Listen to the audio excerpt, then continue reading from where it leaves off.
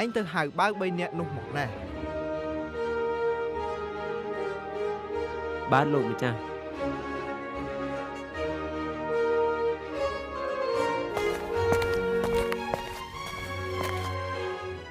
យើងបានទទួលដំណឹងថាមានទំនិញថ្មីនៅឯស្រុកខាងក្រៅ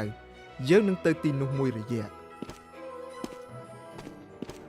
ហើយនេះគឺជាទ្រព្យរបស់យើងខ្លះដែលត្រូវផ្ញើទុកនឹងពួកឯង3នាក់ម្នាក់ 5,000 ម្នាក់ទៀត 2,000 និងម្នាក់ទៀត 1,000 គឺយើងឲ្យទៅតាមតម្រេះពួកឯងរៀងៗខ្លួន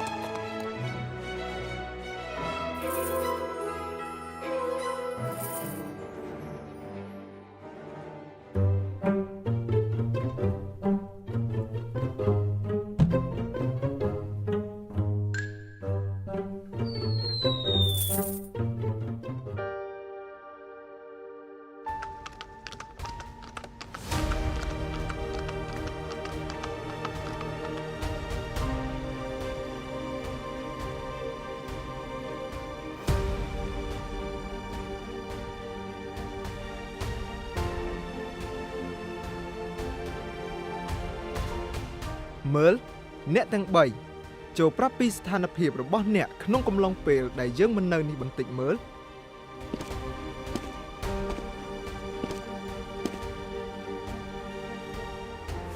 ជំរាបលោកម្ចាស់លោកម្ចាស់បានប្រគល់ប្រាក់ 5,000 មកខ្ញុំមើលខ្ញុំបានចំណេញ 5,000 ទៀត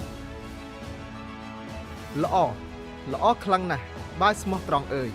ឯងមានចិត្តស្មោះត្រង់នឹងត្រួតលើរបស់បន្តិចនេះដូច្នេះយើងតាំងឲ្យឯងត្រួតលើរបស់ជាច្រើនទៅទៀតចូលឯងប្រកបដោយសេចក្តីអំណររបស់ចៅហ្វាយឯងចុះ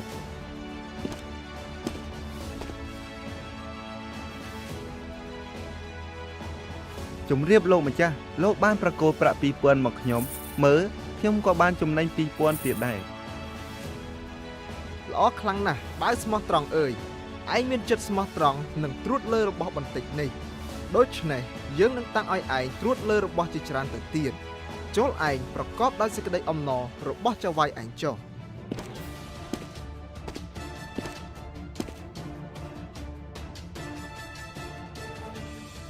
ជំរាបលោកម្ចាស់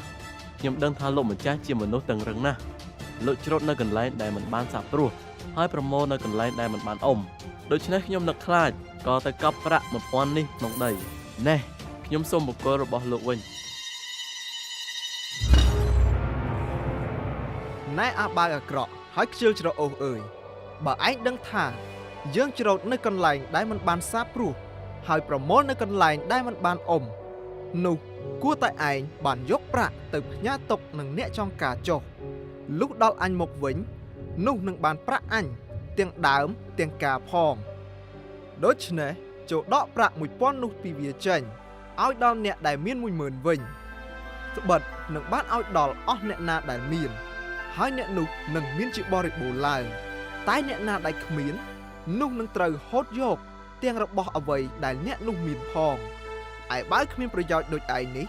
ចូលបោះវាចោលទៅទីងងឹតនៅខាងក្រៅទៅនៅទីនោះវានឹងយំហើយសង្កត់ធ្មេញ